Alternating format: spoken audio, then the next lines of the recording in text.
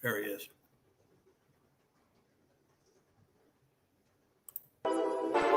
All sports, all plays. All sports, all plays. All sports, all plays. 365, we making up plays. You talking the game, get you to the days. We're high in the court, the dime in the lane. Variety, topics, living the same. All presentation, sports information. In the airways, taking the nation. All sport, all plays, they working your faces. Grace at the field, so tie the laces. All sports, all plays.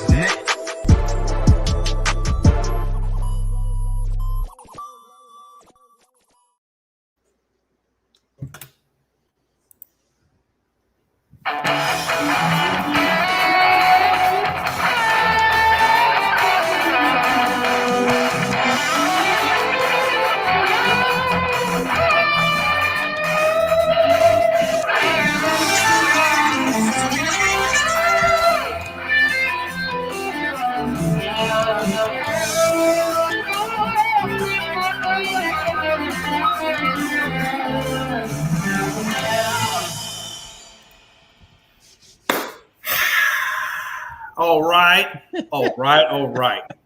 As you can see, we have a very charming individual who on ASAP in the morning was very, very excited about the topic of discussion between Kobe, LeBron, MJ, who's the best, and it got a little bit heated.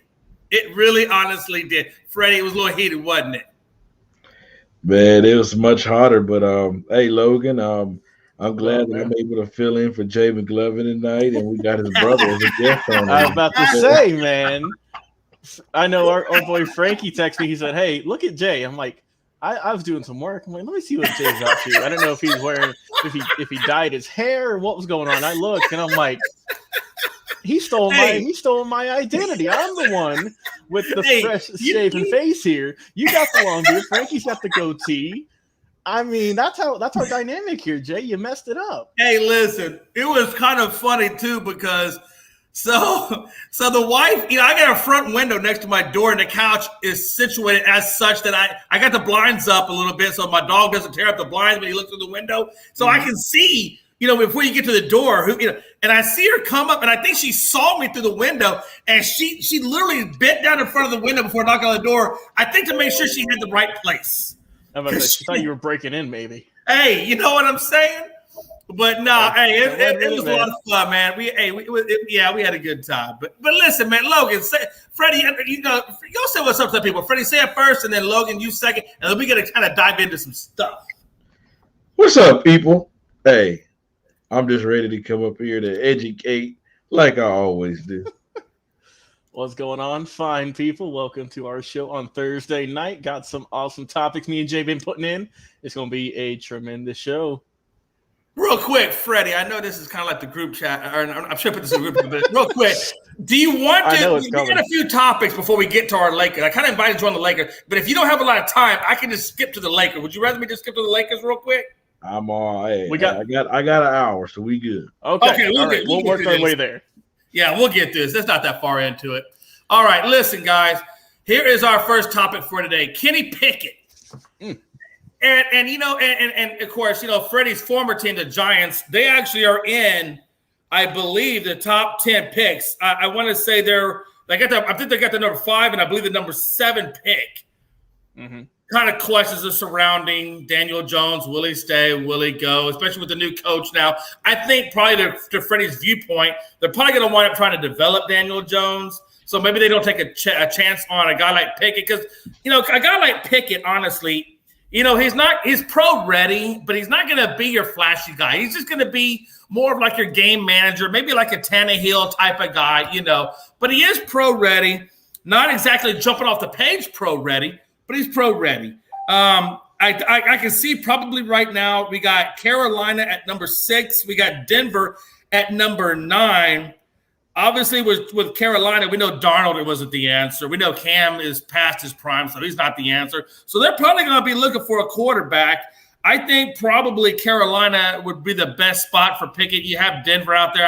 But Denver's probably talking to Aaron Rodgers. I think they're still trying to get Aaron Rodgers. But now with the developments of getting the best quarterback coach for Aaron that he loves the best, maybe that's going to be enough to lure Aaron back and keep him in Green Bay. And maybe that makes Denver look like idiots for taking Hackett. There's a lot of rabbit holes you can chase if you want to chase. But I think Pickett's going to wind up most likely, I think, at Carolina. Freddie, as our guest, you go first. Yeah, man.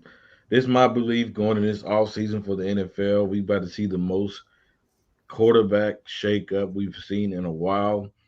We about to see a lot of teams go all in for a franchise quarterback, possibly. There's teams that's waiting for a quarterback. I could see the Giants going after him, with them bringing in a new general manager, new coach by drafting their quarterback because Daniel Jones is not their guy. So I can definitely see that happening. Like you said, Jay, Pickett isn't like, he's not no flashy like Patrick Mahomes type guy, but I can see him playing a Ryan Tannehill, a guy like Kirk Cousins, Jimmy Garoppolo, more of a game managing quarterback, right? In that kind of role. So I can definitely see it, and it's going to be interesting because all I've been hearing is that this is not the draft for quarterbacks. So it's definitely going to be interested and see where he goes. And the NFL is about to get very interesting this offseason. Oh, absolutely.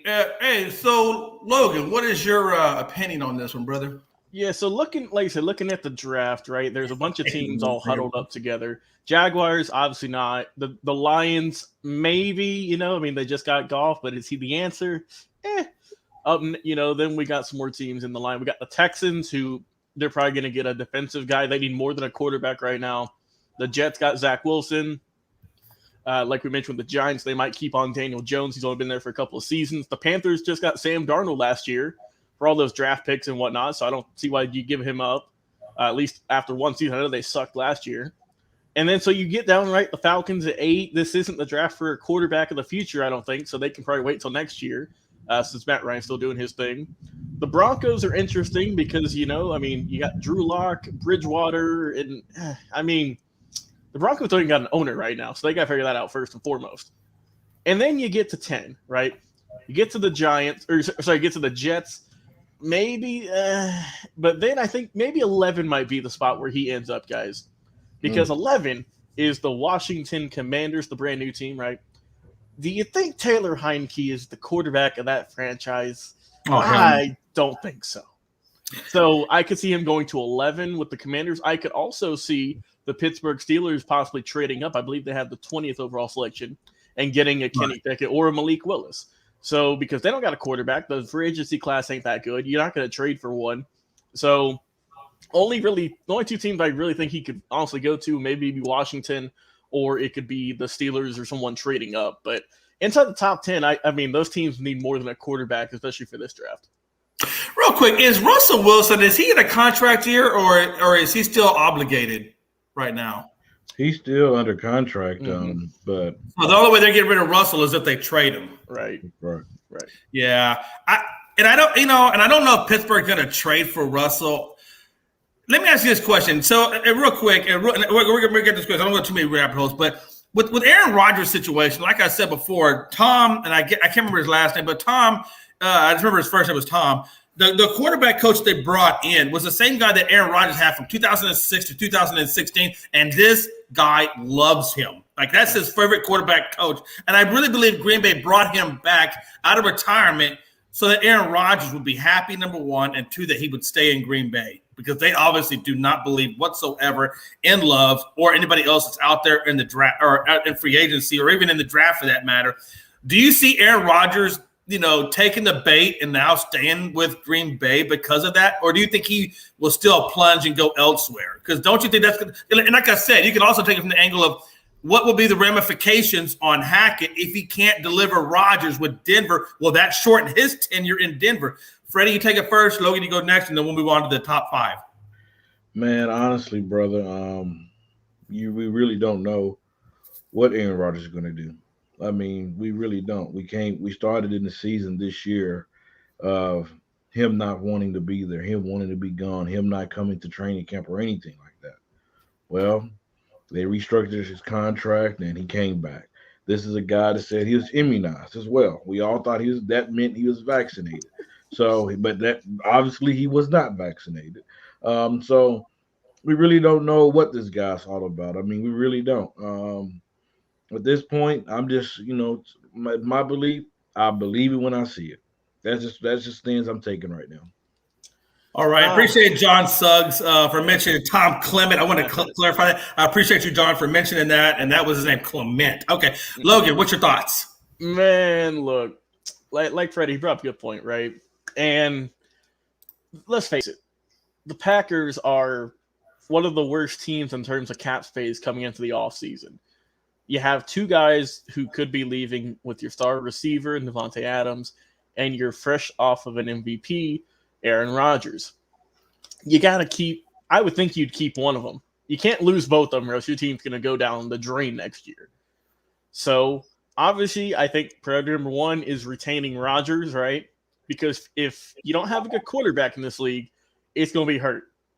And – I think they could let Davante Adams walk, honestly, just to free up some cap space, and they could go in the draft and get someone. There's a bunch of receivers this draft. But if you lose Aaron Rodgers, you're going to lose a couple of wins this season, I think, because we don't know what Jordan Love's capable of. He hasn't played much. He's been in the system for a couple of years now, obviously. But, I mean, it would hurt to lose an MVP quarterback for a guy who's barely played a couple. And if you can keep Adams, if you lose Rodgers, I think that would help. But if you lose both of them, man, that's got to just gut your franchise and really hurt the fan base after, a very good season this year. Obviously didn't go too well in the playoffs. A team who, over the years has had very good success. And I think you got to keep one of them. We'll see who it is. But that's my prediction. One of those guys will stay and one will leave. If they both leave, I think Green Bay is going to be in a bunch of trouble just because they have a ton of money on the cap space this year. Yeah, I absolutely do as well. All right, we're going to move on to the next subject matter, and that would be top 5 NFL teams coming into next season. I think Freddie take a dip for a second. So Is he back? Okay. That's all good. I know he's probably got things going on. Top 5. Here's my top 5. I'll make it quick because I'm going to get into Freddie and Logan's top 5s. My top 5, and this is in no particular order, but I think this is the order I'm going to go with. I got Chiefs at number 1. They need to improve on their pass rush. Mm-hmm. I got the Bills at number 2, but they need to improve in their secondary and also speed at wide receiver. I got Rams at number 3. If they can run it back, the foundation should be coming back, and they should be good to go. I'm still holding out a little bit on the Rams, only because of Odell Beckham and a couple other little things, but I think they're going to run it back and be good to go. Packers, I got at number 4. Get Rodgers back primary, and I think with Rodgers coming back, you probably should be able to get Adams under contract or at least on the franchise tag. They got they're $50 million over the cap, so they're going to have to be freaking creative if they're going to do anything. So the Packers are a little bit iffy with that cap situation. And then at number 5, I got the Bengals. They got to protect Joe Burrow. At the bottom of the league in pass block win rate, that's where they sit. Right guard, right tackle are probably their biggest concerns, and they need to improve their secondary. That's what I got. The disrespect. That's a little bit, isn't it? Now, Freddie, it's your turn. Let me hear what you think is your top 5. The greatest team on God's green earth, the champions, the Super Bowl champions, with Big Daddy Donald down in the middle of that defensive line, with Matthew Stafford and Jalen Ramsey and the crew, with Cooper Kupp. Yeah, you mentioned there's a problem with Odell, but guess who they will have back? They will have Mr. Woods back. That's true. You can take your time. It's the Rams, number 1. They will be the threat because they will bring everybody back in this upcoming season. Mark my word. Number 2, you have to go to Kansas City Chiefs. I don't believe they're done at all. I believe they're just getting started. They know what they have to build on for next year. It is that defense. Jay McLovin is right. Number 3, I'm going with the Bills. Each year, the Bills get better. Each year, they find a way to get better. This year, they got better. This next year, they got to go take a little bit some more step and just continue to be consistent and become one of those teams. Number 4. Whoo, this is tough, man, because you just don't know about Aaron Rodgers and the Green Bay Packers. You don't know what's going to go down in that situation. But I'm number 4. Hell, I'm going to do it. I'm going to do it, Logan. I'm going to put the Ravens at number 4. And I'm gonna wow. That defense, the running game will be better. Let's not forget this year they went through some adversity. They started the season just a little bit with all their running backs going out. I mean, you talking about karma. Karma came and got their butt. I do believe, they might get Antonio Brown. Let not be surprised if Antonio Brown somehow, some way finds himself back in the NFL. And number 5. I hate to do it, and I'm going to do it. The Dallas Cowboys. I never thought I would hear Freddie say that. That's amazing. Okay, give me a reason why. Cowboys. That defense did get better. Mm-hmm. So, year 2 with Dan Quinn under that defense, a year 2 with the young rusher, Parsons. He'll get much better. Dak Prescott, a year off. I believe this will be a full year off of that injury, that big injury that he had. That offensive line, I'm pretty sure they'll address that in the draft this year. You have CeeDee Lamb with a year under his belt. He'll definitely be more credible for you. I do believe they will lose Michael Gallup, though. I do see y'all losing him because I don't think y'all be able to pay him. But I believe that's a positive for you guys because you still have Amari Cooper, and that would be more touches for Amari Cooper. Ooh, also, I agree. Man. Yeah. Got the Ravens and the Patriots in his top 5. Okay. I know Frankie would love that one. That's the second person saying the Ravens. By the way, Freddie, you're on the clock now. I got the receipt for you saying Ravens at number 4 this year. I just want to let you know you're at number 4. And when we get into playoffs, if the Ravens aren't there, we're going to have you come back on as a guest, and you're going to have to do some explaining, Lucy. Do some explaining. Jay, who's Frankie got there? I do not believe in the Patriots. I do not. I don't believe in mac and cheese because it messed my stomach up, and I believe mac and cheese will mess it up for them to get there. And I'm really surprised that Frankie put the Colts in his top 5. Wow. Yeah. I mean, who's the Colts quarterback going to be? They just got rid of Carson Wentz. Who's running the offense? He's about to get cut any day now. That's what I'm saying. Who's their quarterback again? Mm-hmm. Yeah, man. That's all right, Frankie. We're gonna let you have it. I got the receipt on it. So when I have Freddie back on here, obviously you'll be back on here, and we're gonna be cashing in some receipts like we go to Walmart. It's all good. It's all good. Logan, who you got, baby? All right, number 1, easy. Got to get the Rams, defending champs. How are they not going to be, obviously number 1? I mean, come on, they won the Super Bowl. Number 2, I'm in agreement with all of y'all. Got to get the Chiefs. If they can get the rushing attack back, they are on fire. You got Andy Reid, good head coach. Patrick Mahomes, one of the best quarterbacks in the league. That's a good team there. Number 3, I will go with Buffalo. I still think they're young. I like Josh Allen still. There's still a little bit of a window there for them to do some damage. So I like them. Number 4, I'm going to go with the runner-ups in the Super Bowl, the Cincinnati Bengals. How could you not? After what a season they had, they got money, they can spend it, they can do something in the draft, maybe get a late-round offensive lineman, which they definitely need to improve on that in their secondary. If you fix that, they're still a top 5 team. And my 5th team, I'm going to leave out the Green Bay Packers because we don't know if Rodgers is going to be there. Jay, I'm going to leave out your Cowboys because I don't like Mike McCarthy. You've told me that. That's true. I did tell you that. I did. So I actually will go with Frankie's route. If I will go with the Tennessee Titans, guys, because they were the number 1 team in the AFC with all of those injuries. If they can come back next year, if they can be healthy, there's still a small window for them to maybe do some damage too. I mean, you have a solid quarterback in Tannehill. You have the best rusher in the league with Derrick Henry. And of course, they got some pickups this offseason. And there's still a place for them to do some good work. So that is my top 5. He said, "You're Frankie. Poor Freddie. Freddie just can't get a break, man. Look, I told Freddie in the group chat, man, it's a free damn country. Root for you who you want to root for. Just stay with them, Freddie. Just stay with them. Guess what? Your opinions does not dictate the way I think or the way I talk. Because you can have your opinion. Yeah. But until you understand my reasoning, you cannot speak on me. Also, John Suggs, lay off the liquor, man. It's only 7:20 here in the Eastern Standard Time. You're talking about the Lions, Jack. Get out of here. Come on. That's kind of funny. Hey, listen. Hey, I'm going to let it roll. Hey, real quick, one thing I've noticed, guys, and I want to get your opinion on this. With the Chiefs, I did see the report come up where Patrick Mahomes is kind of in a tiff with Eric Bieniemy. How do you think that's going to affect their season next year? Obviously, it went on last year. It's been going on since last year, so this is not like a new tip between these two. But is it going to keep them from repeating? Hey, Frankie, I see your comment. Apparently, you must have been running because you seen that I was coming.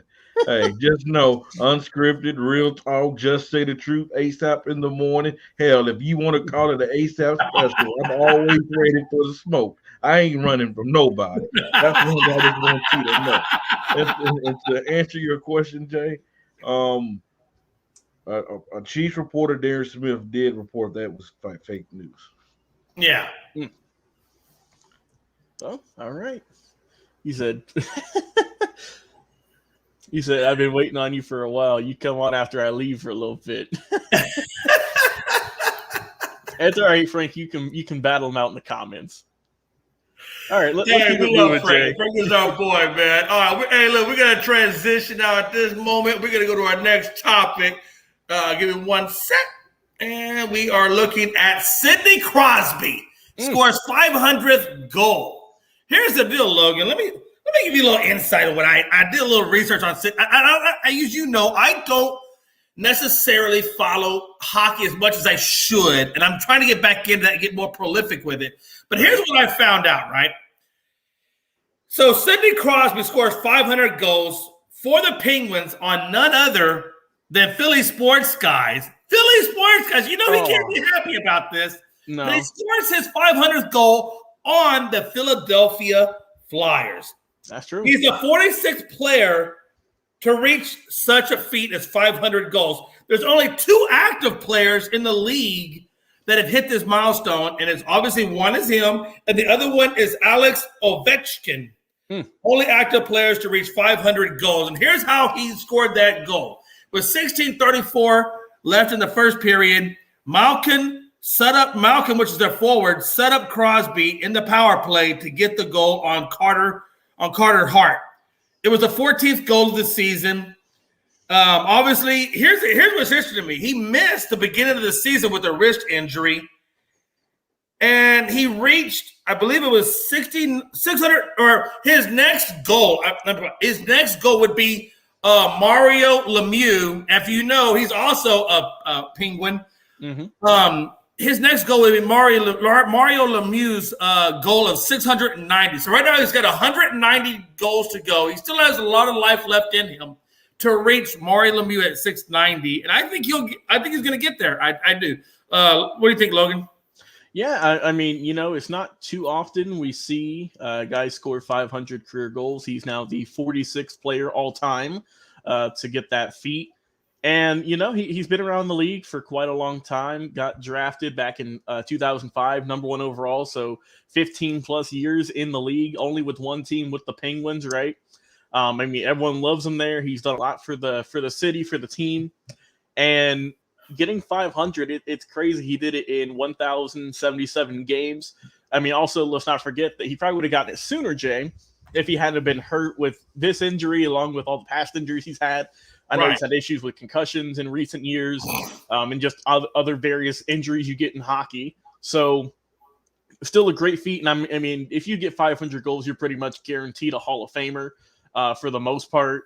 And with as much as he's meant to the Pittsburgh Penguins and everyone else, then I think he's definitely earned it. We'll see what he can get up to at the end of his career. And let me see how long his contract is for, because he is currently 34, right? So he still has a couple of years left. He might get one more contract for a few more seasons, and then he could call it quits. But I'm happy for him. Glad he got this. Like you said, it's against the Philly sports guy, man. It is against our boy. Had him on the show a few times. He turns 35 later this year in August. And also, Jay. Okay, so he is on a pretty big contract. He signed a 12-year extension worth $104 million back in 2013-14. So he will be done, what is that, in 2024, I guess? So 2 more seasons under this current extension. And then we'll see what he's got. Like Frankie said, he'll probably retire in 5 years. So, they just got done with the All-Star break, going into the end of this season. And I think that, as long as he can stay on the ice, stay healthy, then he might get to 600. You never know. Yeah, absolutely. Like I said, his goal would be 690. I'm curious to see if he can do it, man. I'm hoping he can do it. I'm there for him. If he does, hey, we'll have him back on at 690 when he either ties or breaks Mario Lemieux. So we're gonna have to wait and see how he does on that particular front. But again, I'm really starting to get into this hockey thing now. I'm building up a little bit more of my history behind it, and hopefully by the time we get to the Stanley Cup, I'll be there with knowledge.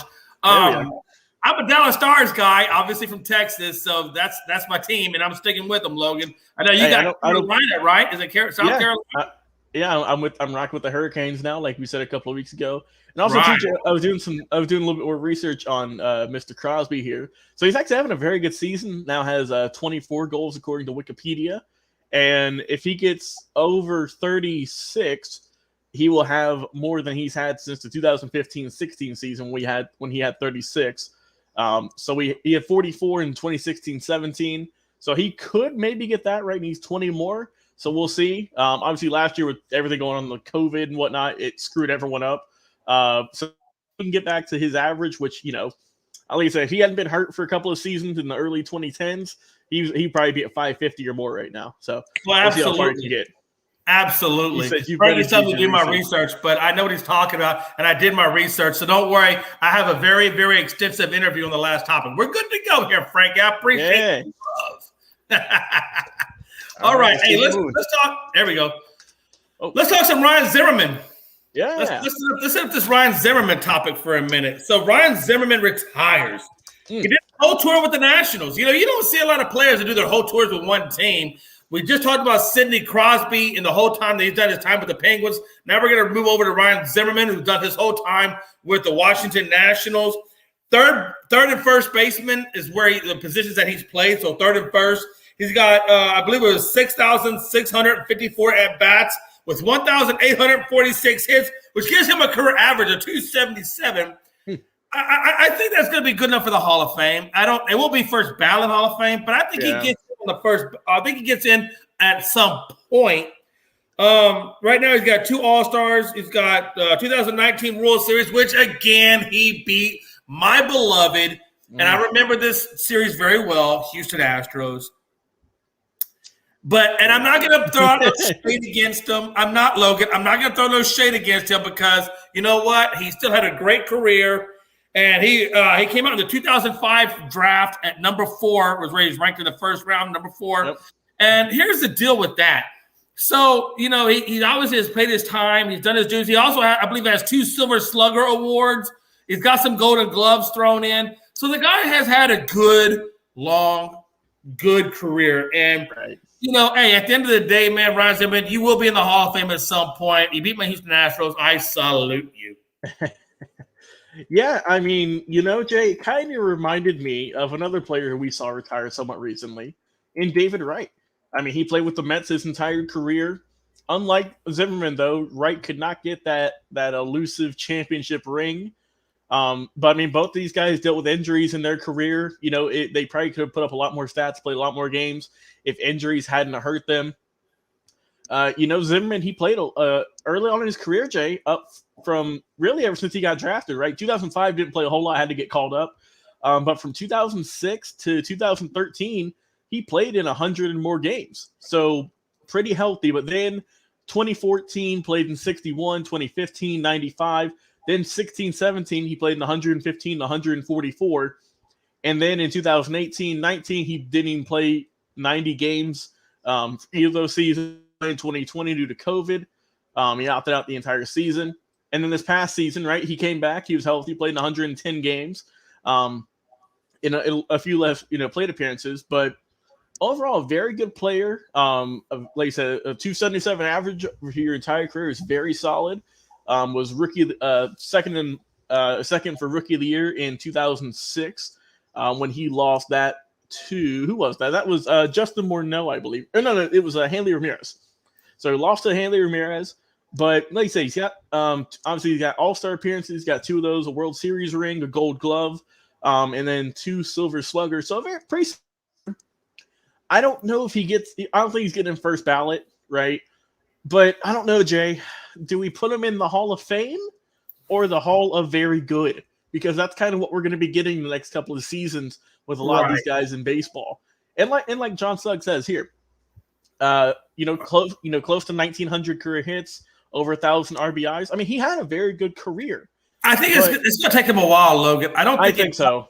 I don't think it's automatically off the rip. I mean, we can look at 10 years, whatever, but I think eventually he does make it, but it's not going to come anytime soon. I think he's one of those guys where over the years his percentages are going to go up, but if he doesn't get in, I don't think it'll surprise me. I think that he was obviously I knew he was a very good player. He killed the Braves half the time, so I know how good of a player. He was a great third baseman too, and I think that if he does get in, I'm happy for him. But if not, it wouldn't be the biggest shock to me personally. But very good career. Obviously, he's going to get his number retired by the Nationals. You would hope. He's their franchise's probably best player outside of Bryce Harper, or Strasburg when they were there. And just it sucks to see him go, but hopefully he can ride off into the sunset, enjoy his family, and who knows, he might stick around doing something with baseball operations in the near future. We'll see.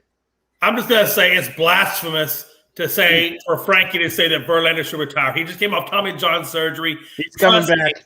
Verlander's got at least 1 or 2 more years of productivity. You got to remember, before he had that injury, he was still throwing no hitters. So and he's been out for at least a year and a half, almost 2 years. He's had time to rest it, test it out, see if it's going to work for him. He's had, I'm sure, some simulated games. So if he says he's coming back, I don't think Verlander's the kind of guy that if he didn't think he could compete at a high level, he would come back. So I do expect Verlander to be where he was at before he left. No, because Tommy John surgery is still a pretty damn major surgery to take on. But I do expect Verlander to come back and be a competitive pitcher at the most. And we need one. All right, let's keep it moving, Jay. Well, we had our Laker topic up next. This is where Freddie needs to. I'm going to chime Freddie back in. I know you're not there yet, but you need to get your butt back on here. I know. We need you on here, Freddie. Hey, listen, he'll bring his butt back on. We can always come back. We can always come back to this if we need to.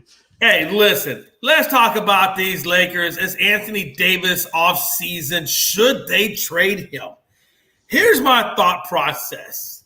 Frankie, my thought process is he just saw him have an ankle injury last night. Even though they got the win, he had an ankle injury. And it was they say he's going to be out 2 weeks. But here's what I know about injuries. What I know about injuries is this, Logan. They did x-rays, and they came back negative. And great. And we know his ankle's not broke. But what I didn't see was they did MRIs to see if there were soft tissue injuries there. Now, here's the deal. I'm not talking about complete tears. Because if it was a complete tear, you would know it. Mm-hmm. But what about sprains? You don't know if it was a sprain. And for those of you who don't know, sprains are partial tears. It's still a little bit of a tear. I'm telling you, Anthony Davis could come back in 2 weeks. That's not a lot of rest, not a lot of time. I see re-injuries. What I see with Anthony Davis is I see the ability to have re-injuries. And when I talk about that, I start looking at his age. I start looking at the injuries he's had with the hamstring, now the ankle, and so forth. And these are reoccurring injuries. Mm-hmm. So if I'm the Lakers, I'm telling myself, okay, number one, I'm on an aged team. I'm not on a young team anymore. If I'm Bron, I'm 38. I got a hobbled up Anthony Davis, and the rest of the team is just basically waiting to retire. So what am I going to do? And I think, you could give Anthony Davis time to retire. I'm not saying the guy's done, but at the same time, he's not the same damn Anthony Davis. He is now an injury-prone liability. Right. So you have to take that into consideration. Right now, Anthony Davis is good enough that you could garner draft picks for him. You could get draft picks. You could get free agents. I mean, you can still get quality players for an Anthony Davis. And let's be honest, the Lakers haven't been known to develop free agents. Draft picks. So I don't know how well, but they could trade the draft picks for free agents, which is primarily what the Lakers do. They bring in free agents. So the more capital you have to deliver, the better off he is. And while Anthony Davis is worth something, you may want to take that into consideration before he's worth absolutely nothing and you're left holding the bag empty. Right. That's just my 2 cents. Logan, what you got? 2023. Now, Jay, when I say that, I'm talking about the next time the Lakers have a draft pick. They have nothing this year. Nothing in any round for 2022. Also mystical. Thank you, John Suggs. I get your reference there. But yeah, Jay, they don't have any draft picks. They don't have a future, right? Right. I mean, 2023, and this is on fanspo.com, so I don't know how up to date it is, but it has their record at 26-31, which I'm pretty sure is accurate. So they have 2 second-round draft picks in 23, a second-rounder in 24, that's it. In 2025, then you get a couple of your picks, right? But, I mean, that's still 3 years from now, Jay. And right. Like John Suggs said, this guy, he gets hurt, every 2 or 3 weeks we're talking about this, Jay? And it sucks because when he's healthy, he's one of the best players on the planet. I mean, he was showing, he had spurts this past, week or so where his defense was looking like it was on point again. And his offensive play was looking good. But then, like you say, he got that ankle injury last night. Thankfully, it came back negative. And now he's going to be out until after the All-Star break. He's 28. He's struggling from the free throw line this year.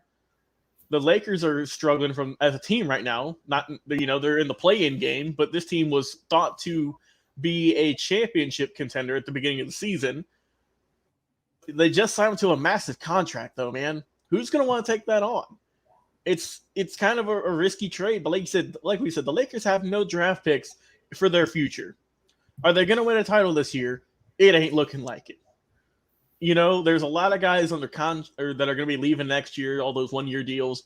But who are the 3 staples you're going to have on your team?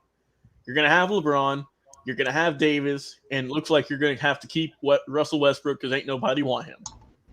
So you're stuck with those 3, Jay, and you're going to have to build around them again. I mean, we see how that's working this year, right? It worked in 2020. It worked in 2020 because it's got some of the young guys like Kuzma and, everyone over there. But it's just not working, Jay. So I don't know. Do you trade them for draft picks? Do you let it ride out and just say, we got the 1 ring. It is what it is. It's a tough situation the Lakers are in because they killed their future for a championship in 2020. And they ain't getting one this year, looks like. So we'll see. But Frankie saying there's a Lakers topics. You must love the Lakers. It's just right now the Lakers. It's a hot topic. It really is a hot topic. And let's be honest, this is Freddie's team, man. And Freddie knows this is his golden child. So that's why we brought him on. And they don't call this showtime for nothing, but right now it's show injuries. Look, Freddie, my question to you is this, and I want to get your full qualified answer. My question is, Anthony Davis, do you trade him and get, while he's still a hot commodity, and get draft picks for free agents? Or do you hang on to him in hopes that you can write him out and get a championship, hold the empty bag, possible championship? What do we do? Logan and Jay, I could ask you a question. What's up? Did we win with Anthony Davis, yes or no? Yeah. You got a healthy Davis. A healthy Davis. Yeah. So you don't trade a guy that you win a championship with. We just know. We won with Anthony Davis. And I'm going to read a quote, a tweet that Mr. LBJ tweeted out the other night against the loss to the Golden State Warriors. I'm sorry, Laker Nation. The kid from Akron missed those free throws. I see the hate. Y'all keep that same energy when we bounce back and win the championship. Because I'm activating playoff mode. 100%. Oh, yeah. Hashtag chosen one. Hashtag washed. Hashtag kid from Akron. Now, I just want to let y'all know the season's not over yet. The season's not over until A, the team has been eliminated from playoff standing, which the Lakers haven't. B, there's a world somebody get bounced out of the playoffs, which haven't happened, and C, somebody won a championship, which have not happened. All that matters is if the Lakers get to the dance healthy.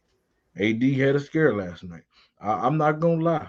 I was one of the ones that said the season was over right when the injury happened because I thought he broke that ankle. I thought he did. But the good thing is he's only missing 2 weeks at best. So, and then the performance that I saw Mr. James put on yesterday was a performance that people told me how Michael Jordan performed. And so you mean to tell me I'm going to get a guy that's going to dominate the game the way that LBJ did last night? Scary nights are coming, Jay McLovin, and AD coming back. And Russell Westbrook have taken a step back the last 2 games. Nobody's yet to said that yet. He stopped taking jump shots. He been attacking the paint, been rebounding, haven't turned the ball over as much. Hey, we can live with that, Russell Westbrook. But just know, scary days are coming. They're expected to go after Gordon Dragic. That'd be a good pickup. Scary. Who are they going to give up for Gordon? Who's going to give? Because right now Gordon was San Antonio. So what is San Antonio going to look for from the Lakers in terms of a trade for Gordon? They bought him out. They just got to pay him. Here's my thing, Freddie. Here's my thing with the Lakers. I'll be honest with you, Freddie. They got injuries is probably one of the biggest things they've got to overcome. Obviously, that's the given. Mm-hmm. But number 2, outside of injuries, they've got to develop that chemistry to go up against the likes of a Phoenix or a Golden State or a Milwaukee or a Miami. I mean, there's a lot. They have to, hold on. I'm gonna give you the floor. Trust me, I'm giving you the full floor. What I'm saying is there's a lot that they have to overcome to get to that point. And I will say this, Freddie, if this Lakers team can go for the number 9 spot, like you said earlier, I think on ASAP in the morning, they probably could get up to the number 7 spot. But they're still in the play-in, regardless of if they're 9 or if they're 7. They're still going to be in the play-in no matter what. If this team can stay healthy, can get their chemistry right, can somehow get Westbrook to not do Westbrook-like things, and if they could come out of the play-in, go through all the rounds of the playoffs, get to the finals, win the finals, I will say that this team, given all the adversity that they've gone through from the start to the end, is probably way better. I would say 10 times better than the Lakers team that won the bubble. No doubt about it. When you finally put LeBron ahead of Michael Jordan? Now that, oh God. Let me think on it, Freddie. That's too much to think on.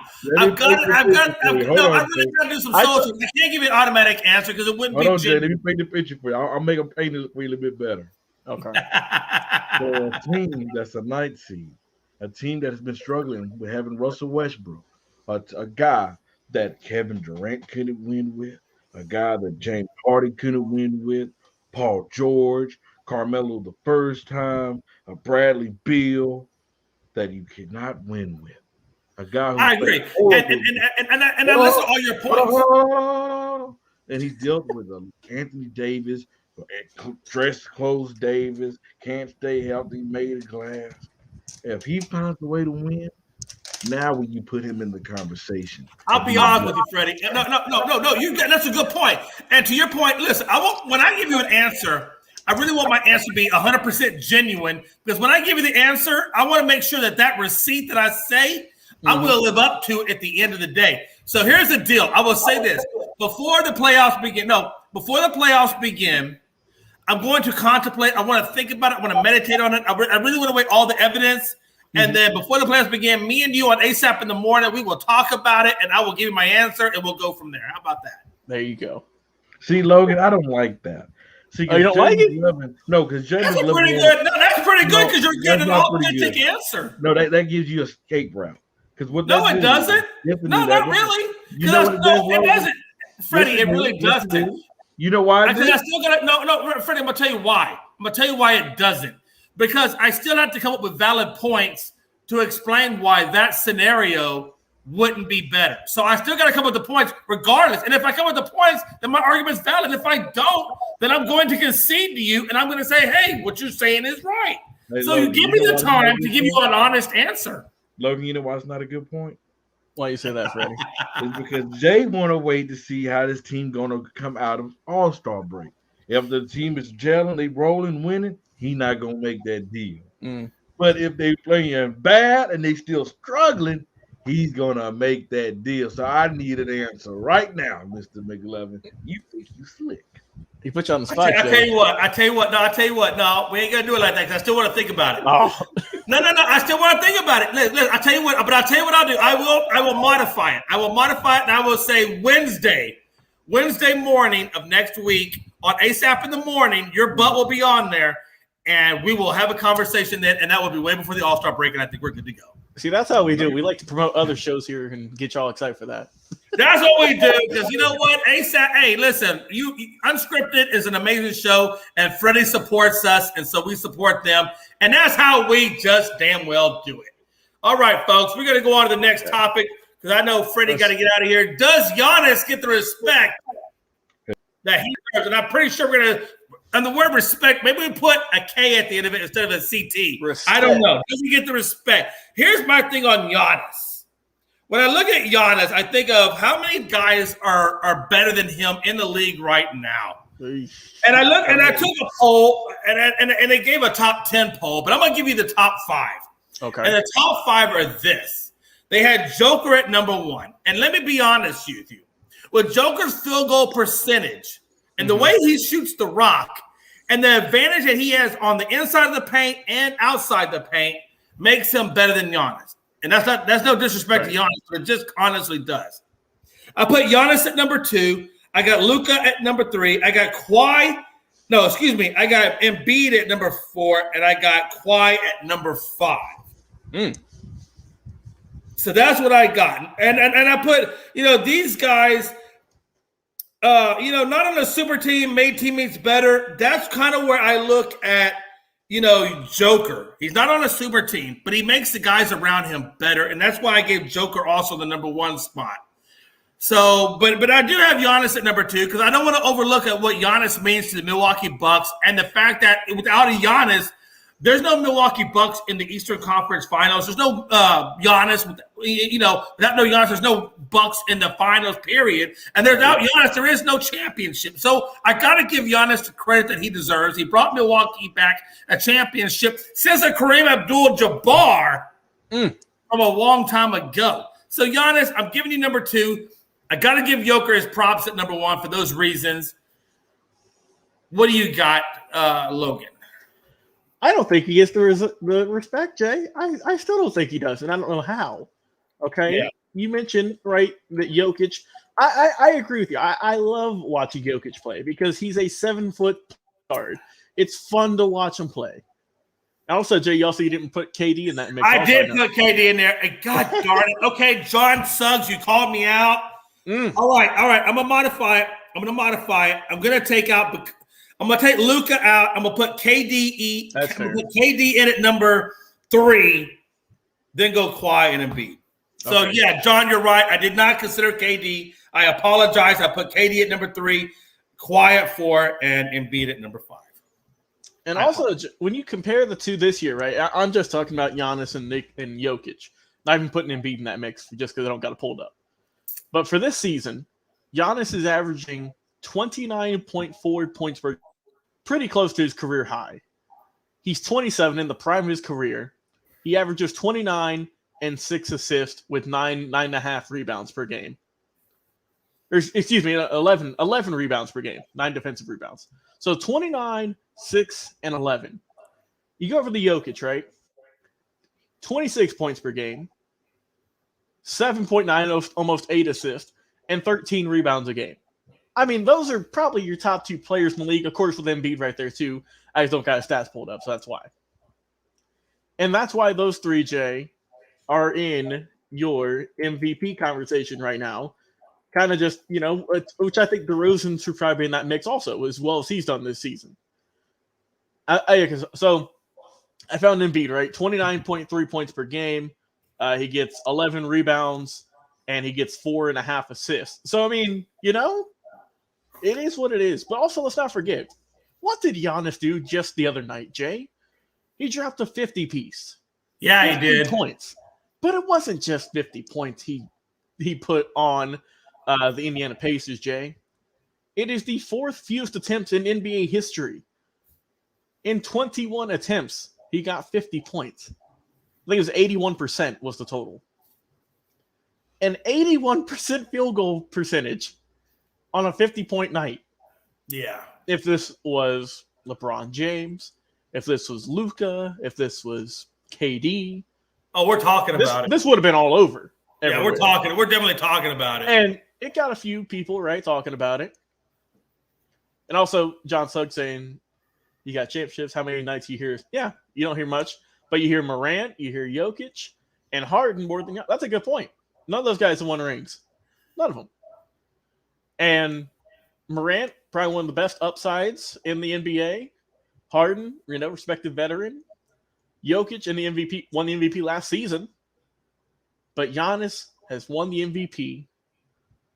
He's got he's a 6-time All-Star, 2-time MVP, and the Finals MVP from last year. And let's face it, Jay, when they drafted this guy, he came out of Greece. He was drafted 15th overall, but he was a project piece. He wasn't supposed to be, no one thought – everyone's like, man, this guy could be good. No one expected him to be one of the top 5 players in the world right now. And look what he's doing. Right. He's averaging career numbers. The Bucks are still a solid team. I know they've been dealt with injuries this year. That's why they're a little bit lower in the East. But he's improved his game every single season. His free throw percentage is down a little bit this year. But other than that, I mean, he's averaging career highs in rebounds. His assist numbers are right where they're always at. And he's got a career high in points too. So, I mean, what more could you ask? He doesn't get the respect he deserves. And I can guarantee, Jay, if he was in Los Angeles or Chicago or any major market, you would see Giannis jerseys everywhere. But it's just that he's in little old Milwaukee, right, that he don't get any respect. That's why also, Jay, you don't see the Phoenix Suns getting much respect either with Chris Paul and company. I'm just saying. And it's true, John. That's true. Porzingis did get drafted. And as you can see, we all know how that turned out. Yeah. And I'm pretty sure New York is probably not exactly all the happiest of people because of that.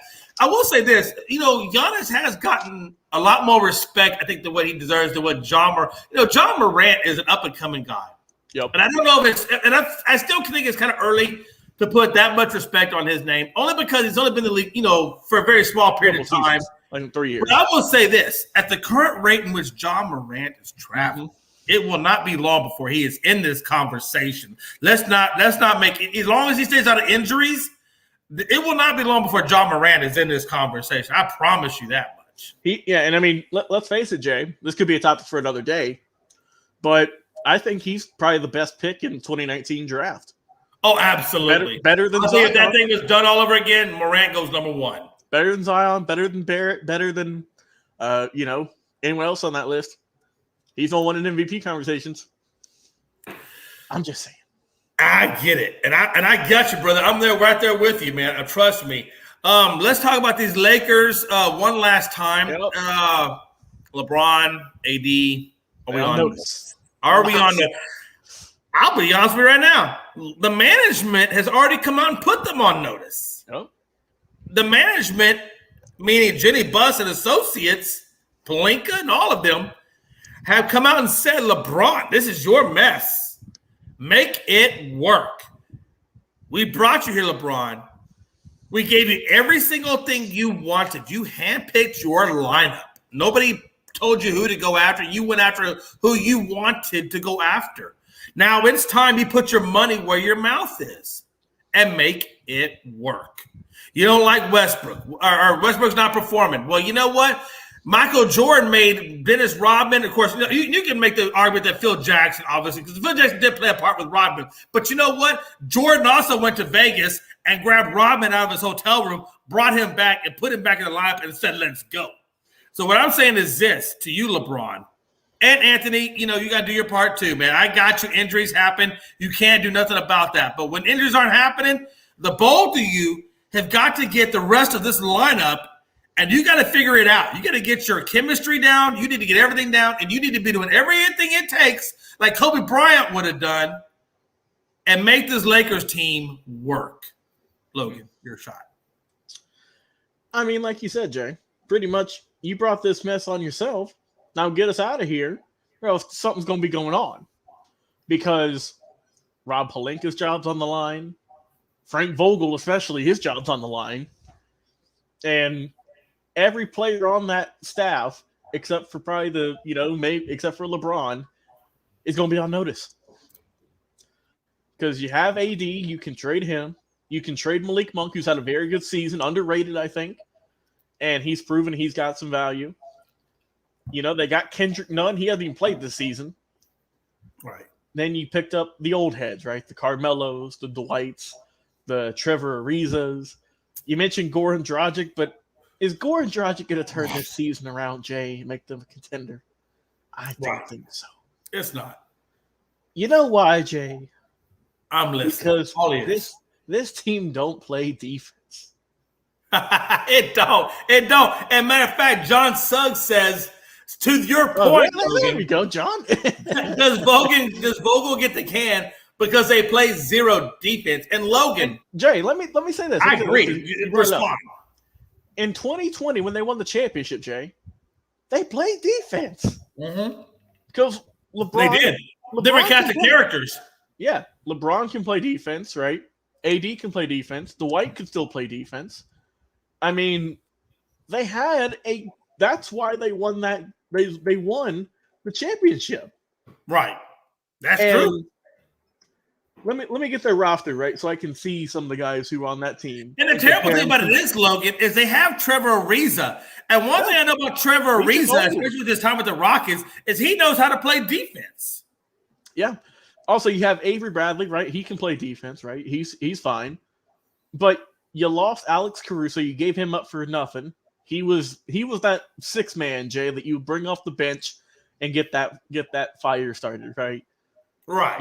You had guys on the team. You had JaVale McGee, Markieff Morris, your big guys who could put work. You had, and then you look at them this year, and I mean, yes, they have Avery Bradley. They got Trevor Ariza. You would think, okay, these guys are solid, but they don't do nothing.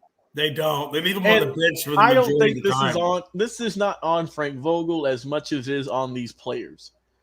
Also, one more I forgot to mention is KCP. As much as he wasn't as good of a shooter, he could play defense. He could. Kyle Kuzma, he did his best. And they got that this year. They don't have, Jay, beside Monk, they don't have that young guy who can come off the bench, play some dogged defense. They got Reeves, who's all right. But it's different between this team and the 2019-20 team because the whole team was involved. And it just seems like the chemistry just ain't there. And you know what, too, Logan? And I believe John Suggs talked about it. Does Frank Vogel, should he be canned? And, one thing I know, John Suggs and Logan, I'm going to address both of you when I say this. Mm-hmm. There's a thing in the military called casualties of war. Okay. And that's what Frank Vogel is. He's a casualty of war. If this team does not succeed, it's not because of Frank Vogel. Frank Vogel is working with the lineup that, let's be honest, that, LeBron James gave him. So he's working with what he has, and he doesn't have much to work with. Let's be honest. In terms of Westbrook, Ariza, and Carmelo Anthony having a lot of age on those tires, right? And then the injury of Anthony Davis and the lack of leadership. I'm sorry, but the lack of leadership that comes from LeBron sometimes, as great of an athlete as LeBron James is, and LeBron James is an amazing specimen. He's an amazing specimen. And he's done a hell of a lot for the community. He did he's got the iSchool, and he's got all these different educational platforms. And if my wife, as an educator, was here, she would tell you how much she adores LeBron James. And I appreciate LeBron James for what he's done for the community. An amazing, amazing person. But I got to keep it real. And when I keep it real, his lack of leadership on this team is apparent so much so that they are in the position in which they are in, and Frank Vogel is going to be a casualty of war. If this team does not win, he will be out the door, and they will find another guy that can fill this spot and keep it rolling. Oh, yeah, I'm with you. All right. It is what it is, folks. But as we go, as does the next topic, and that is Juan Soto rejects 13-year, $350 million contract. Now we're gonna go into what I like to call a speed round, Logan. We're gonna go into speed round on this one. Okay. Speed round meaning that Juan Soto rejecting $350 million, 13 years is crazy. Yeah. Before the arbitration. I mean, not before the lockout. Mm-hmm. I don't know where he's going to fall in after the lockout, given the fact that they're going to lose the season, and also the fact that they're going to lose revenue. Where does that leave Juan Soto? I think Juan Soto, if I'm Juan Soto, okay, this is me, but if I'm Juan Soto and I'm getting 13 years at $350 million, if I invest my money right, if I do the right things with that money, I will never have to worry about anything for the rest of my natural freaking life. What do you think, Logan? I just understand it, Jay, because it's still somewhat new. But why is it mostly MLB? What's up with these giant contracts for 10 plus years? You know? Because, I mean, that wasn't always the case. And now we're seeing every year, Harper, Judge, Stanton, all these guys getting these huge contracts. Juan Soto is only 23. This is half his life here, is this contract. So I personally never understood the huge 13-year whatever deals. I get the money's there, obviously. Right. But let's keep in mind, Juan Soto, great player, right? Rookie of the year, runner-up in 18. And 19, right? Really helped him out and got them a championship ring and won a batting title, batting 351. So the potential is very much there. But I don't know, Jay. Wouldn't you want to? Yeah. So like John said, first one's usually a low ball, and 350 represents perhaps the best position player in the game. But much? Go ahead, Logan. I'm sorry. Yeah. And then John said, you've got another comment here saying he will get 450 to 500. Yeah. like you said, you got a world championship, a batting title, top 5 MVP finishes, and he's a 300 career batting average. He's got a ton of potential, Jay. And, I mean, that's a ton of money. That's a ton of money. And, like I said, I think, especially with the lockout law going on, I don't blame him for rejecting it. I do think he'll stick with the Nationals if they want to be competitive. But like John said, he needs that 450 to 500 mil. Hey, Logan, I did the math, because I want you to keep going, but I want to give you a little math here so you can keep on speaking on this topic, because I don't think you're going down the wrong rabbit hole, nor do I think John Suggs is going down the wrong rabbit hole, given the amount of money that we're looking at. So 13 years, $350 million comes out to $26.9 million per year. Per season. So what are we saying? So that's 26.9. Yep. What are we saying that he's worth per year? Are we saying he's more like a 40 million per year or 30 million per year? I mean, what are we looking at? Let me look up real quick what the biggest contract. I think it's Mike Trout. I might be wrong. So the largest. I think Mike Trout does have the biggest contract. Let me see. Most active MLB active player contracts here. This is on SpotTrack.com.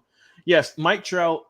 He signed a 12-year, $426,500,000. These guys are so much money. I can't even comprehend this kind of numbers. An average annual value of $35.5 million. Is he worth more than Mike Trout? I don't know. Can I ask you a question, Logan? What's up? Yeah, can we just keep it real? Can we bring this back into a realistic terminology? Yeah. Because my brain is so fried on this. I think about this. No, I think about, and John Suggs, I want you to weigh in. Damian, you weigh in. Whoever is on right now, weigh in on this topic, because this is what I'm struggling with. These guys are making so much money, but there's nothing truly really on the line. We pay this much money for entertainment. Why are we paying this much money to, number one, our teachers, number two, our doctors? Who?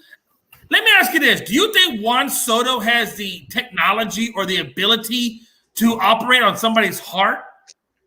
I'm just asking. I doubt so. What do you think is harder? Do you think it's harder to hit a baseball, or is it harder to operate on somebody's heart? I don't know. I'm asking. I think I'm going to side just a little bit more with the heart surgeon. I'm just saying. What is the harder skill set? What are we paying for? Yeah, he's making $15.5 million right now. So I do think, just in terms of all the players currently, let's not forget Fernando Tatis. We talked about whenever he signed it last year. He's 22. He signed a 14-year deal for $340 million. Yeah. Juan Soto, right? I think that he might be 23, maybe. He's 23, turning 24 this year. I think he'd be worth more money. He's got a championship. I think that he could get up to anywhere, like John said, I think 350 to 400. I don't think he deserves to get more than Mike Trout, but that's a ton of money, man. Yeah, I mean, let's be honest. I guess if we're keeping it in perspective of where baseball is currently paying their players, then yes. As much as it pains me, yes, $400 million is probably right about where Juan Soto should be. I don't think he's better than Mike Trout, but $400 million is probably where he should be, given that Mike Trout got what? He said 420? Yeah, 420, 425. Yeah, so I think $400 million would be an equivalent evaluation for Juan Soto. Yeah. I really do. Do I think anybody is worth this much money? Hell no. Do I think we're out of whack in the way we look at things? Hell yes. That's just the way it is, though. If I'm a heart surgeon, I'm pissed off because I just spent over 13, 14 years of schooling, and I'm in college debt, but yet my skill set is 10 times more advanced than a baseball player. I'm just going to put that out there. Okay, it is what it is. It is what it is. Okay, let's go on to another subject matter at hand, and that would be, is the universal DH good for baseball? I'm going to tell you right now, Logan, I'm going to make my answer quick. Yep. I'm going to make it quick. The universal DH, in my opinion, is great for baseball as a new head. Because as a new head, I'm all about speed of the game. I'm all about action. I'm all about offense. I'm all about things that I want to see happen. As an old head, I'm thinking it's the worst thing that's ever happened to baseball. Mm-hmm. Because from a strategic standpoint, I want to see pitchers go at it. I want to see all the different nuances that we put into play. I want to see that, all the things that we can do. So as an old head, probably not. But as a new head, to make the game relevant, to keep the game in prosperity, to keep the game moving forward with the generational, yes, universal DH is a good thing. Logan, your turn. I'm sure, and this is not accurate, this is just off the top of my head. 95 out of 100 times a pitcher comes up to bat, and let's not forget, Jay, it was only in the National League. It wasn't even in the American League. The American League's always been doing this. What would they do? They either strike out, ground out, or pop it up to the infielder. And in a few cases, they would get a hit. Yes, I know. They might occasionally get a home run. Maybe you do a bunt. Yeah, or maybe the most exciting play in baseball, the sacrifice bunt. But, I mean, look, universal DH, I've always been a fan of it. When they brought it in 2020, Jay, it was so fun to watch because you just got another hitter on the field. It made teams in the NL want to spend more money and get that big player to be your universal DH. I mean, like we got on the screen here, Edgar Martinez, David Ortiz, they got in the MLB Hall of Fame as DHs. So, and like John says here, pitchers hit 110 as their average this year and close to 4,900 plate appearances with only 17 home runs, which come on. 17 by 4,829. I mean, come on. It ain't much. If you can, I mean, in the 2020 season, right? I mean, if John wants to find those stats somehow, I'm sure that those numbers doubled, tripled, whatever, in terms of home runs and all the other averages. And like he says, if you have an older guy, right, Jay? If you have an older guy on your roster and he's still a good hitter, but maybe his defense sucks, right? Say if it was like a Prince Fielder or something, or like we got David Ortiz, right? Guys who tremendous hitters, not the best fielders. You put them in that DH role and watch them drive. You're extending their career. Dude, they just need to sit there on the bench for 3 hours, and then for 10 minutes of a ball game, swing a bat. That's all you need. Right. So I love it. I'm a fan of it. It's just we're not going to get it sooner rather than later because there's no season at the moment. So I agree. Good to see. Oh, by the way, public service announcement. I don't want doctors to get paid more because I can't afford more health care. I think my insurance covers a lot, but I don't know if I can afford the doctors as they are. ER is like $500 these days. I'm scared to go to the ER. I'd rather just die right there in front of the ambulance. I don't know. I get it, guys. But, hey, Logan, I'm with you, man. I think for the relevancy of the baseball game, and of course, we're going to get this into a minute. I'm not going to go too far into this, but I do think the DH, for the relevancy of the game, it's definitely a good thing. Right. All right, here we go. What's our next topic? Top 5 best or worst. I think we have decided that we are going to cover the worst. Am I right, Logan? Yep, we're doing the worst tonight. We're going to do the best on Saturday. Right. So we're going to do the worst teams tonight. Yep. And then on Saturday, if you guys want to tune in, please tune in. It's going to be an awesome, amazing show. It's going to be great. And we're going to talk about the top 5 best super teams. So tonight, Logan, I'm going to give you my quick top 5. All right. And then I'm going to give you all the time in the world to give me your top 5 and explain why. Okay. My top 5 worst teams. Freddie, I wish you were here so I could tell you this in person. My top 5 worst team, based on what LeBron did, and he chose his team to his best satisfaction, is the Lakers' present team. Now, you can say, Jay, they have not even finished yet. They still got to go to the playoff, blah, blah, blah, blah, blah.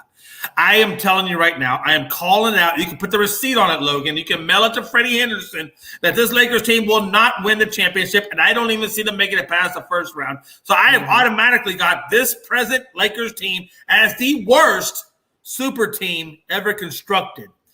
Number 2, 2017-2018 OKC, Oklahoma City Thunder, Carmelo Anthony, Paul George, Westbrook was terrible. Bounced in the first round. 07-08 Suns, Nash, Stoudemire, Grant Hill, bounced first round. Who else do I have? Then I have the 2012-2013 Lakers, Metta World Peace, Kobe Bryant, Steve Nash, Dwight Howard, and Pau Gasol. Hey, Logan, they were bounced in the first round. And then, of course, and I'm keeping it real. Guys, I'm keeping it so freaking real, it hurts my heart how real I keep this. I'm going to go to my beloved Rockets. 1998 to 1999, Houston Rockets featured Charles Barkley, Hakeem Olajuwon, and yes, the person that they say is so good, Scottie Pippen, who said that Michael Jordan couldn't win without Pippen and blah, blah, blah, blah, blah, blah, blah, blah. Is on this super team. And even with the help of Charles Barkley, with the help of Hakeem Olajuwon, yes, Scottie Pippen, as part of this 3-headed monster, was bounced in, yes, the first round. And that, my folks, is my top 5. Logan, I turn the floor over to you. Well, Jay, since you threw an active team in there, I'm going to throw one there also. But it ain't the Lakers. You know why? Because the Lakers are still together. I'm going to go with the current Nets. Everyone said, right, with Kyrie and KD and Harden, they were going to run the world, Jay. Multiple championships. They played 15, 16 games together. Come on, that ain't a super team. That's just not.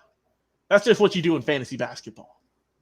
They're on my list. They didn't do it last year. They couldn't do it. I agree. And I can't argue that. I that's a good one. You're right. Up next on my list, because I like to do different than Jay, I got the 2007 Dallas Mavericks. You remember that team, Jay? Had a great team, great roster, right? Dirk Nowitzki, Avery Johnson, franchise best 67-15 record at time. And who they get knocked out by?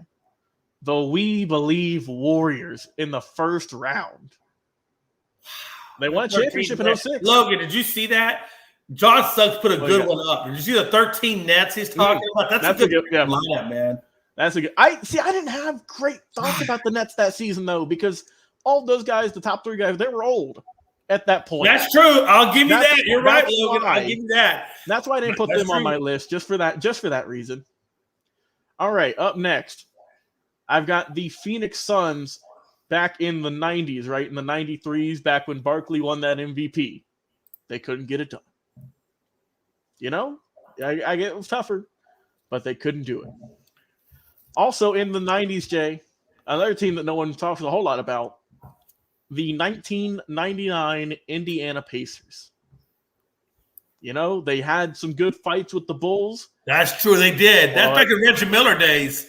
They ran into the New York Knicks, who were an 8 seed, and they couldn't get it going. All right. And then I believe my fifth team, right? My final team who I'm going to have as the most disappointing is, well, like you said, I don't think you put them on your list, Jay, but I'm going to put them on mine. And I got to put this Lakers team on here. But it ain't the one you're thinking of. It ain't the 12-13 Lakers. Nah.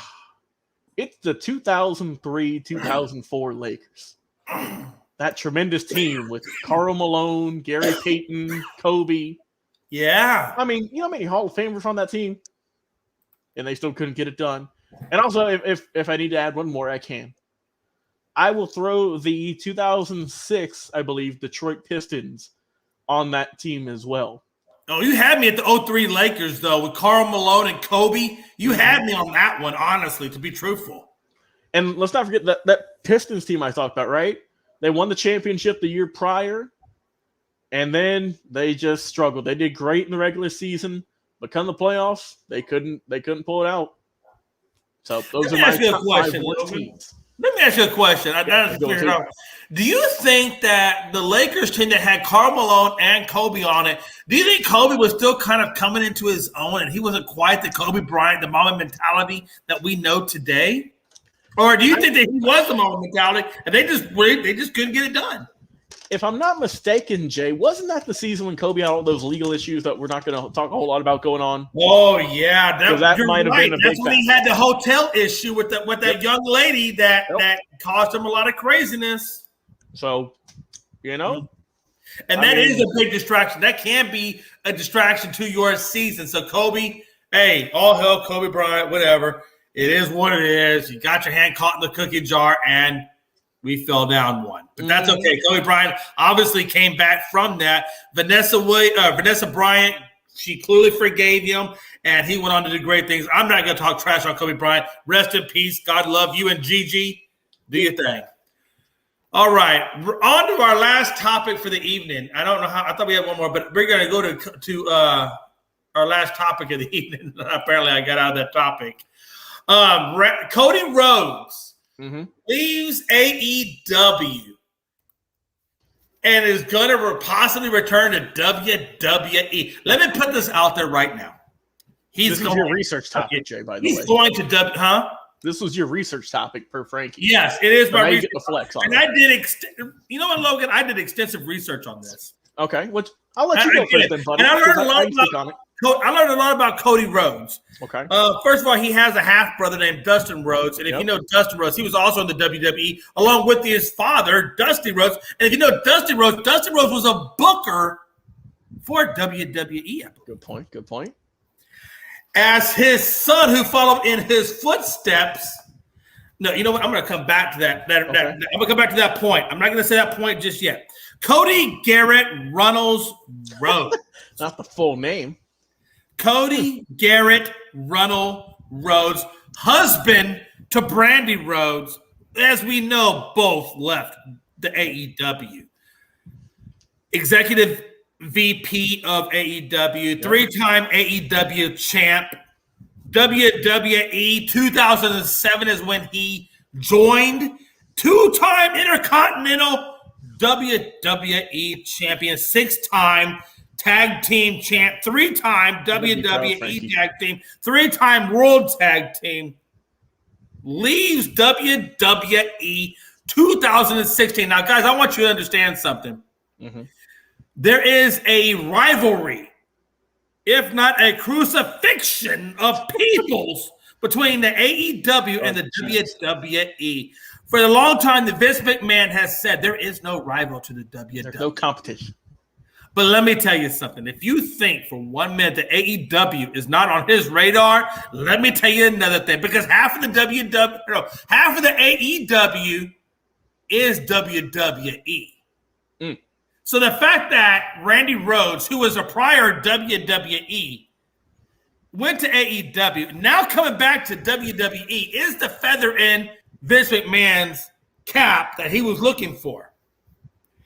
As you know, Cody Rhodes, who went by Cody for a while because WWE owned Cody Rhodes' name, has won the WWE, AEW, Ring of Honor, New Japan Pro Wrestling championships.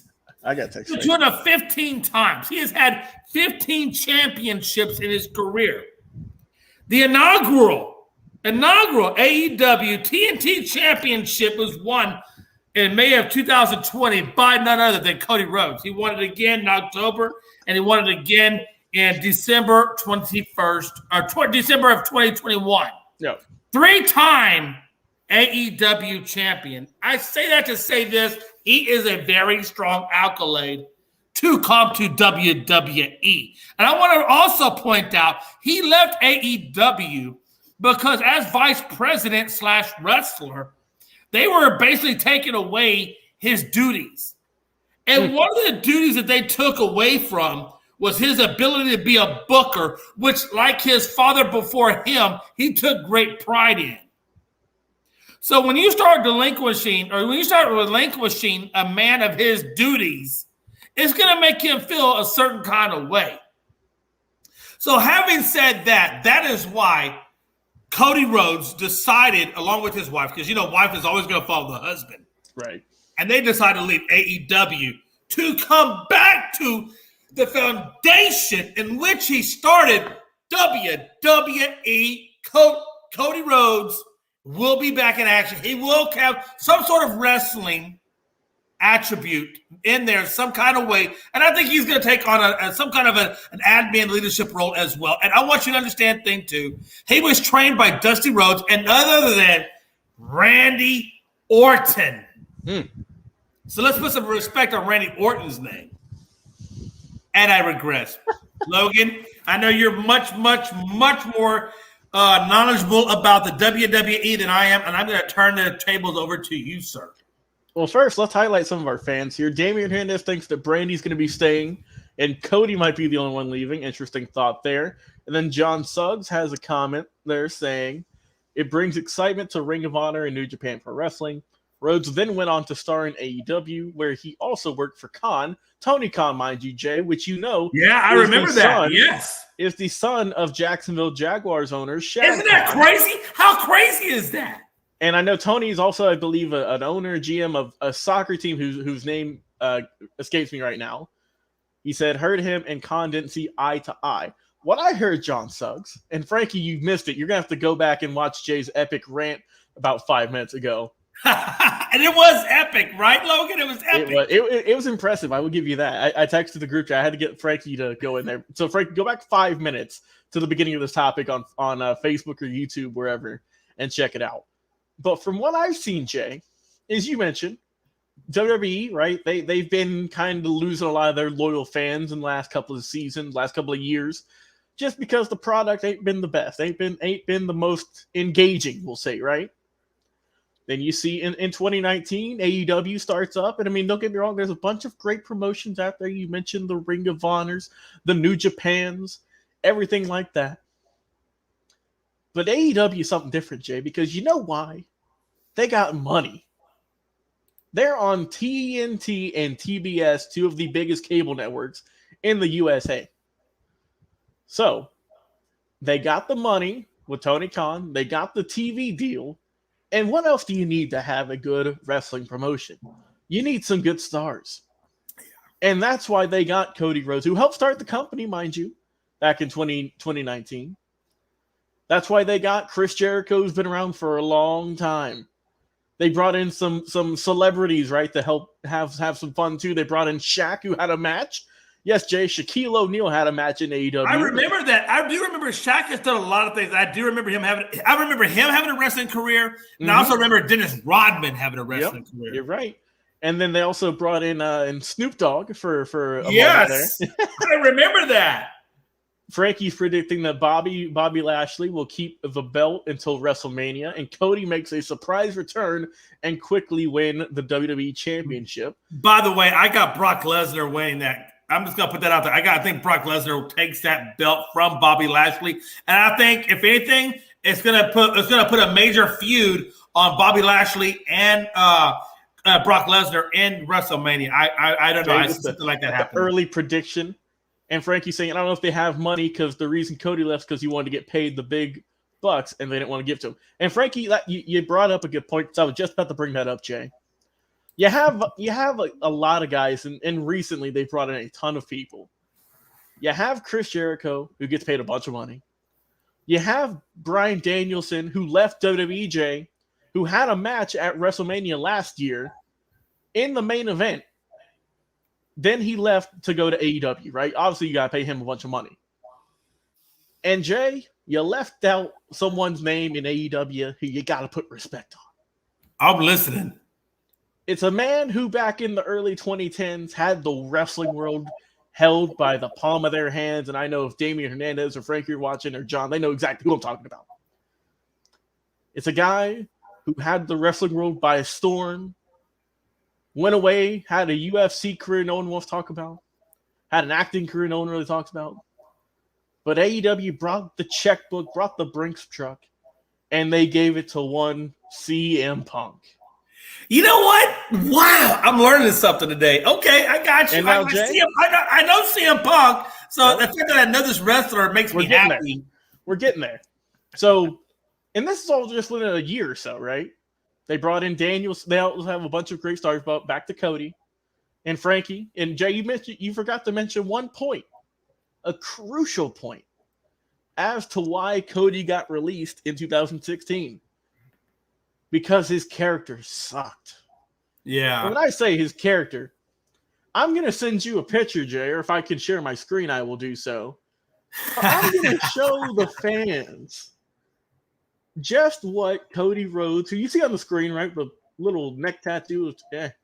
But I'm going to share my screen if Jay allows it, hopefully. I don't see why I and wouldn't. We're going to see here. Hold on. Yeah, so Jay, click on that there, and we can get that pulled up, I think. The share okay, there we go. I got you. There we go. Perfect. See, look at Jay with the top-notch producer. Hey, I'm learning, damn it. And see, Jay, this was what Cody Rhodes was looking like in 2016. That's when he was Stardust. Yep. And of remember course, he took on the name Stardust for a period of time. Yep. Wow, so, I didn't like the whole Stardust thing. I'm just saying, a big fan of that. So you can pull up the slides again. I just wanted to show everyone who wasn't familiar. Maybe. No, hey, that was the last topic anyway. Like he said, Chicago homeboy. So if he does, like I said, is it sad he's leaving AEW, company he helped start? Of course. But I think that they've got their sea legs, right, Jay? They've got a bunch of big stars that you hate to see him go. You hope he has a better run in WWE if he does go there, right? Because we're not sure. Because in the wrestling world, who knows what to believe? He could always come back. It could just be he could just be trying to work us all up and fake this and come back with the pay-per-view. You never know. But if he leaves, had a great career in AEW, thank him for all that, had some good moments. And if he comes back, well, he's just got even more fans, and we'll see what he does. But we'll see where he goes. All right, folks, we have reached the end of the show for today. We did it for an hour and 27 minutes. Logan, I'm sorry. I try to keep it within the hour, but sometimes the topics are just so enriching we just kind of go with the flow. Is there any final thoughts you have before we sign off out of here, brother? Final thoughts. Thanks to John Suggs for saying nice shirt. Thank you. I get to wear it a little bit extra longer because we're not going to have a season for a little while. I said I always like to end my final thoughts with some baseball news. Manfred, get your stuff together. We want to have a season. Basketball's at the All-Star break coming up this weekend, Jay, so I'm sure we'll have a topic on that on Saturday. Shout out to Frankie for the wrestling topics. We'll have we'll talk about the Elimination Chamber, that pay-per-view that's going on Saturday in Saudi Arabia. We'll talk about that Saturday night, what all happened leading up to WrestleMania. So I'm ready for Saturday, man. 8 o'clock. It's going to be a great show. All right. Again, hey, thank you for everybody, number one, for commenting on the show. We appreciate you, and we thank you for commenting on the show. It makes our show a lot better when you comment, because you know why? It gives us that many more rabbit holes to travel down sometimes when we can do it. And also allows us to have topics for next week's show or whatever. So please, if you don't mind, going forward, please, I'm going to keep saying this, put topics in. Things that you want to talk about. Whatever you want to talk about, I want to research, and I want to talk about it with you. So let's start getting some topics in the comments section, and let's start connecting just a little bit more so we can make the show interesting for you guys. So, also, I don't want to questions. What else? Toss of Stafford parade video. He was having a fun time. Did you see the parade video? I did. He was having a great time. He earned it, and happy he got his ring. Hey, Stafford. What made me famous? Do you, man. Do you, Stafford, because you earned it. All those years where careers go to die, you freaking earned. Let me tell you something. There's things I know about this life, Logan. As a Christian, okay, I'm not going to get all religious. I'm not. But I'm just saying, as a Christian, I know things that you can be reborn again. And let me tell you something. Matt Stafford leaving Detroit, going to L.A., that boy has been reborn. He has been freaking reborn. And how many more championships can he win? I don't know, but I will tell you this, Logan, and I think everybody will agree that this year's playoffs, quite honestly, has been the best playoffs I think since I was ever born. Ever born. And I will say this to you, Logan, and I will say this, back in the Cowboys, San Francisco 49ers days in the 90s, when we were getting all those championships, it was never – Super Bowls were never this close. They were always blowout-type wins. Right. And for this season to be so good. Cliffhanger, every game from the wild card round all the way to the Super Bowl was a damn cliffhanger. A freaking cliffhanger. So I will tell you this. I am so looking forward to next year's Super Bowl next year's Super Bowl. It's ridiculous because I will say this. It used to be in the 90s, the commercials were better than the game. Yeah. And now it has transcended that now the commercials are worse than the game. The game is actually better. So I'm all for it. I don't care about the commercials as much as I do about the competition level of the game itself, and it is refreshing. It is awesome to see where we're going in the NFL and where we're going to go in the NFL in terms of competition level in the playoffs. Logan, would you agree with that? I'm with you, man. If this year was any indicator of what we're going to get in the playoffs for next year and years beyond, I am pumped for it. Absolutely. And before I get out of here, the very last thing I want to say is, hey, listen, this is February. This is Black History Month. We got President's Day coming up on Monday. Yeah. And the one thing I want to remember is, guys, listen, right now they are saying, my wife's an educator. For those of you who don't know, my wife is a teacher. She teaches first grade. And I don't like turning shows into politicalness, and I'm not going to take this too far into it. But I will say this. They want her to teach about Thomas Jefferson. That's the president they want her to teach about during Black History Month. Now, I don't know if you guys are as caught up to speed as I am. And let me be honest with you, I was not caught up to speed. My wife actually educated me in her classroom, saying that Thomas Jefferson had quite a few slaves that he was having interrelations with. And there's quite a few biracial children that were produced by him, and he owned slaves. And this is the guy you want to produce during Black History Month. I don't understand it. I probably would have chosen Abraham Lincoln if I'm choosing anybody during Black History Month. But I will say this, to say nothing else. Hey, listen, NFL, you guys got a lot of work to do. This is Black History Month. You guys didn't come out with good statements in regards to Brian Flores and the things that have been going on in the coaching realms. My quest, my longing, my everything is that you guys will put forth a valiant effort to give a better equality in terms of your coaching changes and where we go from here. And with that, I'm just saying, let's make this life a better life. And I'm out. And I got two more quick comments. I'm going to shut up before I get out of here because I don't want to shortchange them. Logan, should the Raiders bring back Derek Carr? What do you think? Bring him back or no? Quick answer: yes. We'll go to more on Saturday. Jay, I showed my wife your new look, and she's confused. Hey, don't worry about it. My wife was peeking through the window coming in my apartment, and she was confused. So you're not alone. Hey, guys, thank you. Thank you. Thank you. Unscripted is nothing without our fans. We love you. We appreciate you. And, yeah, we out of here until Saturday. I'm going to get it right, Logan. There you go. Saturday next show, and we will have great topics. We're out of here. Here's my beautiful wife, Melanie. Hustle Talk Place. Hustle Talk Place. 365, we're making a place. You talking the game, get you to the days. We're high in the court, the diamond in the lane. Variety, topics, living the same. All presentation, sports information. In the airways, taking the nation. Sport all plays, like working your faces. Grace up the field, so tie the laces.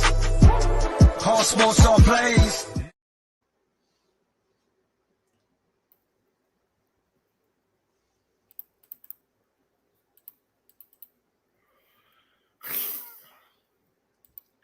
Jay, you gonna end it? I'm trying. I'm about to say you got Frankie on the comments here saying